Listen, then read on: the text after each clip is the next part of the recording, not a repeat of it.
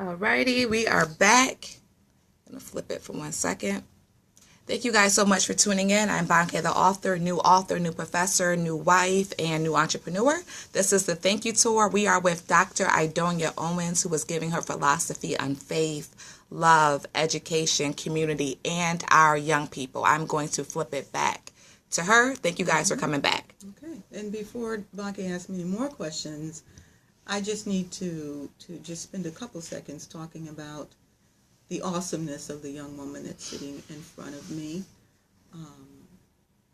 She is brilliant. She's absolutely brilliant. She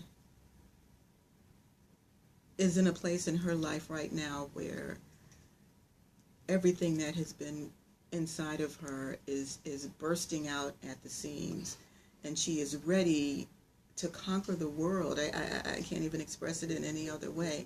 And Banke is she's my daughter, she's my friend, she is my comedian when I need that, she's my comforting spirit when we're together, and I'm just so proud of her. I think about Banke and actually it makes me want to cry sometimes because she's so amazing as a wife, as an author, as a young woman out in the community who believes in the community wholeheartedly. So thank you, Banke, and thank you for being here. Thank you for being you. Thank you.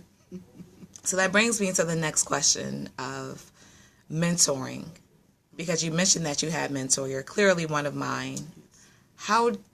What does that look like to you? Mm-hmm.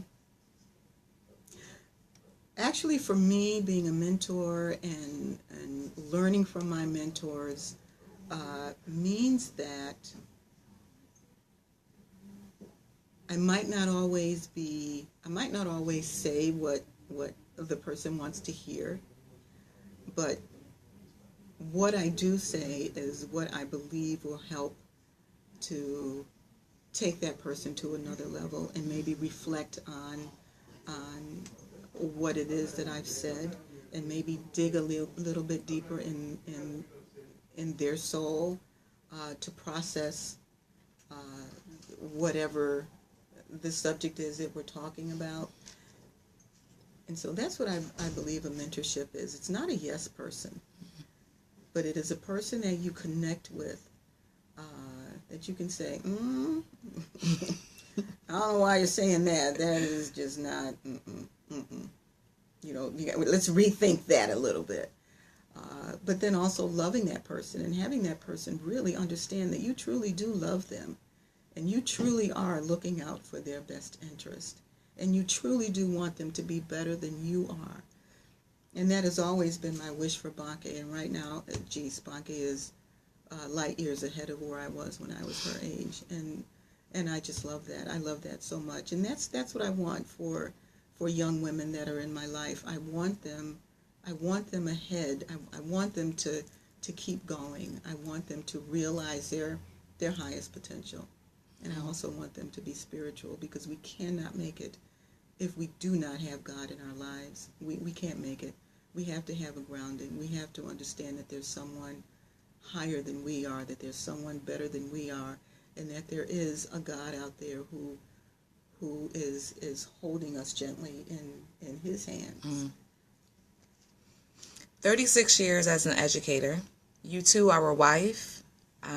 You're a doctor. You're a principal. You are a community activist. You're very active in your church. You are a mom, a grandmother, a pillar in your family. You hold a lot of things together. So for those people who are entering the education field, specifically Black educators, yes, what is your charge to us or to them?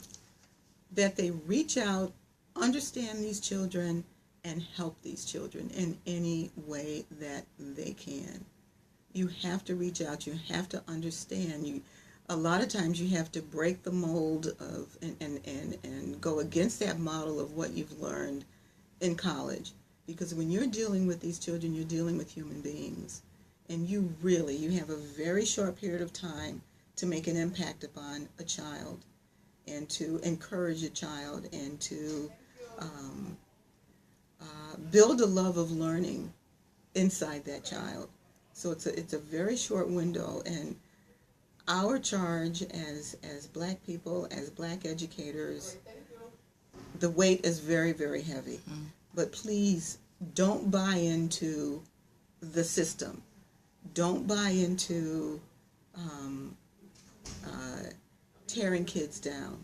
Don't buy into yelling at the kids. Don't buy into talking about the kids. Buy into saying, that could be me. And if that was me, what would I want from this person right now? Well, I could ask you 1,000 more questions. I will actually want to tap into more about your thoughts on being a wife and marriage. But you're at work and I have to go to work. I know you do. I know you do. I can say very quickly that being a wife and being married is probably the most difficult thing that I've done in my life. It's difficult because, again, I am holding someone's heart in my hands. And I have to be very, very, very, very careful. Because, again, I'm responsible. I'm responsible for my husband. I'm responsible for making him feel like a man. I'm responsible for walking the rest of my life with him. And so I have to be very, very careful. And sometimes it's hard to be very, very careful. People get on your nerves, man. And amen goes right there. Better flip it. That is Dr. Idonia Owens of School Without Walls, the best school in the city with one of the highest graduation rates, the lowest suspension rate. What you learn about in your education courses, this program actually does. I just have to speak on Idonia in a more personal way. I started teaching under Idonia when I was 22 years old. I'm a true Aquarius, so I thought I knew everything. Just a baby, and I wanted to do whatever I wanted. And she gave me the space to figure teaching out, but she also gave me correction. And that is what love is. And I think that Idonia could see what's happening now before I even could. And so she really just pulled that out of me. I was blessed to work in a school that was small, blessed to work in a school where you were held accountable, blessed to work in a school where the principal, your boss, can come in your classroom at any given moment. And she's not impressed just because your kids are behaving. That's the expectation. She wants to know, what are they actually learning? How deeply are you digging into yourself to pull that out of them?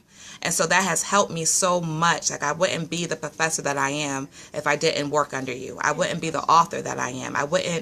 We talk about books. She's always giving me books that I don't return. I still have my list. She gives me amazing advice for my marriage. Idonia is a second mother to me. And I just really pray that for all of you who are watching, that you have a mentor, that you reach out to somebody, that you are a mentor, because all the things that are poured into us, is our responsibility to pour those things back. Idonia, I love you. I love you, Bunky. She was one of the first people to read Always Want More. I did. And Idonia is a tough critic. She was an English teacher as well. She's a literary expert. So when Idonia said, you got a story here, I said, okay. It was amazing. I still think about it. In all the years of rejections, 3 years of rejections, over 500 rejections, I held on to knowing who my audience was. I held on to the beautiful women who read that very, very rough draft and said, you have a story here. And that's why a year after the release, we have sold nearly 1,000 copies. And so I just wanted to encourage you all to hold on to your dreams and to hold on to the people that will help you pursue those. I'm Banke, the author. Thank you so much for the hearts. Thank you for tuning in. And I love you, and God bless.